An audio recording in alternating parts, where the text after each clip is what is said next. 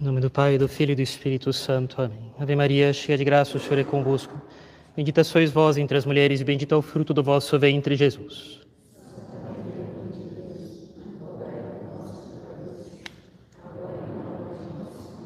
Nossa Senhora das Dores.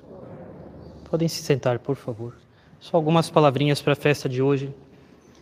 Eu gostaria de aproveitar o Evangelho da Santa Missa de hoje para relembrar o que jamais deveria ter sido esquecido por todos nós católicos. Nós temos uma lei e a nossa lei é o Sermão da Montanha. Jesus Cristo havia acabado de escolher seus apóstolos. Esses apóstolos viram Jesus realizar milagres em favor dos que sofrem, o ouviram afirmar princípios de verdade e de justiça, se sentiam dominados por Jesus Cristo e atraídos a Jesus Cristo, e o amavam de coração, mas era tudo o que eles eram capazes de dizer a respeito de Jesus Cristo. E se um fariseu perguntasse a um deles, os apóstolos, quem era o seu mestre, o que ele defendia, se o convidasse a fazer uma exposição completa da doutrina de Jesus Cristo, esse apóstolo se encontraria em sérias dificuldades. E além disso, o povo ainda tinha uma ideia muito vaga, imprecisa da doutrina de Jesus Cristo.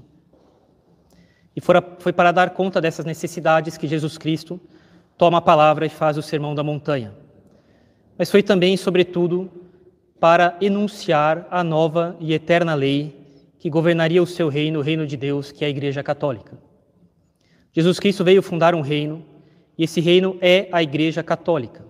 E a sua Carta Magna, a sua Constituição, é o Sermão da Montanha. E o Sermão da Montanha é a nossa lei, a lei da vida católica.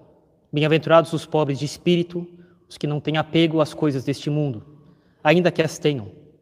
Os que choram, os mansos, os que têm fome e sede de justiça, os misericordiosos, os que guardam a pureza, que são limpos de coração, os pacificadores, os que sofrem perseguição por causa da justiça, porque deles é o reino dos céus. Bem-aventurados sois vós quando vos injuriarem e perseguirem e mentindo disserem todo mal contra vós por minha causa. Exultai e alegrai-vos, porque é grande a vossa recompensa nos céus, porque assim perseguiram os profetas que vieram antes de vós. Ouvistes que foi dito, amarás vosso próximo, odiarás vosso inimigo. E eu, porém, vos digo, amai vossos inimigos, bendizei os que vos maldizem, fazei bem aos que vos odeiam, rezai pelos que vos maltratam e vos perseguem, para que sejais filhos do vosso Pai que está no céu. Ele faz o sol levantar sobre os maus e os bons, e a chuva cai sobre os justos e os injustos. Se amardes os que vos amam, que recompensa tereis? Os publicanos fazem a mesma coisa. E se saudardes unicamente os vossos irmãos, assim também os publicanos também fazem. Se perdoardes aos homens e as suas ofensas, também vosso Pai, que está no céu, vos perdoará. Se, porém, não perdoardes os homens as suas ofensas, também vosso Pai não vos perdoará as vossas ofensas. Não junteis tesouros na terra, onde a traça e a ferrugem tudo consomem, e onde os ladrões roubam. Juntai tesouros nos céus, onde não tem traça, nem ferrugem, nem ladrões que minam e roubam todas essas coisas. Não vos preocupeis quanto à vossa vida, o que haveis de comer, o que haveis de beber, nem quanto ao vosso corpo, nem quanto às vossas roupas. Porque as aves dos céus não semeiam nem colhem, não juntam nos celeiros, e o vosso Pai Celestial as alimenta. Não tendes vós muito mais valor do que elas? E quanto à roupa, por que andais preocupados?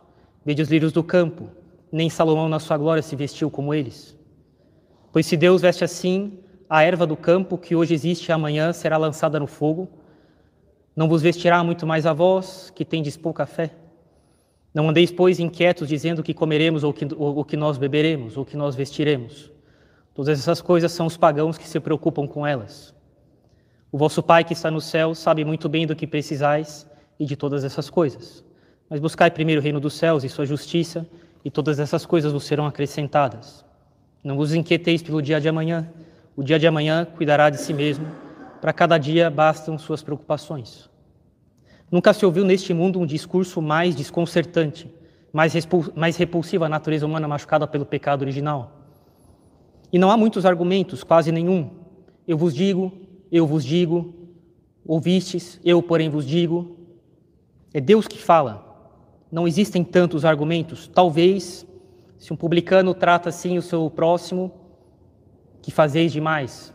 talvez seja o único argumento que tem no Sermão da Montanha. Eu vos digo, eu sou o vosso legislador.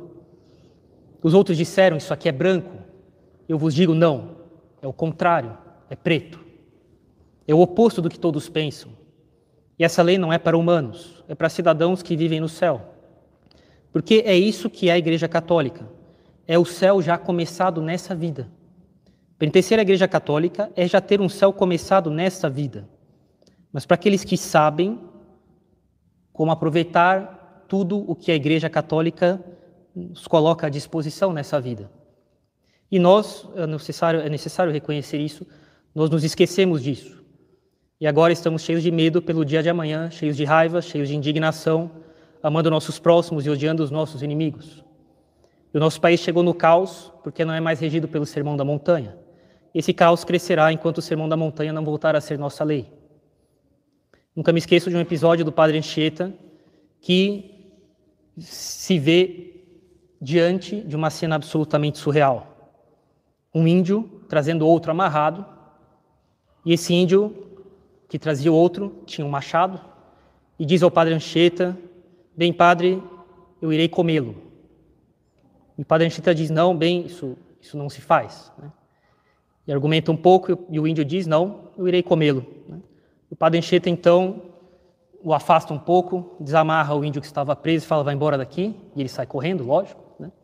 E o índio, então, que tinha um machado na mão, furioso, né? Se lança sobre o Padre Anchieta, que lhe dá um golpe, um ipom, e o coloca de costas no chão. O Padre Anchieta, jovem, com problema nas costas, coloca o índio no chão e o índio começa a chorar. Porque agora o índio, na cabeça dele, perdeu e agora é ele que será comido pelo Padre Anchieta. Bem, o Padre Anchieta o abençoa e diz: pode voltar para casa. Esse é o espírito que foi trazido pelos católicos para o Brasil. Esse é o espírito da Igreja Católica, o espírito dos santos.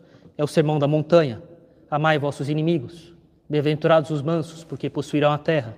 E o Padre Anchieta possuiu o Brasil, porque ele foi manso com os índios. Essa é a nossa lei. Qualquer outro que pregue outra lei e outro espírito é um ladrão e um mercenário e um homicida. Afasta as pessoas de Deus. Infelizmente, nós temos dado ouvido para essas pessoas.